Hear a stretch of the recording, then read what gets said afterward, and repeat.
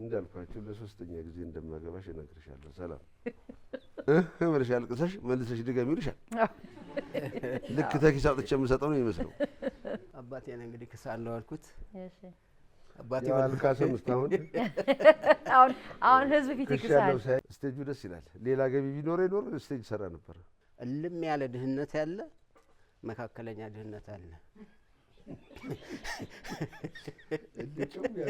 ከዚህ ስራ በልጦ ነው ወይ ያሉኝ ሰዎች አሉ።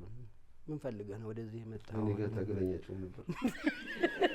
እግዚአብሔር የሰጠን የሀገሪቱ ሀብት የነበረ ሳናውቀው ግን እየቀረ ኢትዮጵያ እጆቿን የዘረጋቸው ዛሬ ነው። ሌላም ጊዜ ከአምላኳ ጎን ተለይታ አታውቅም። የአሁኑ ግን ቁርጥ ነው። የትውልድ ጥንድ ምጥ ነው።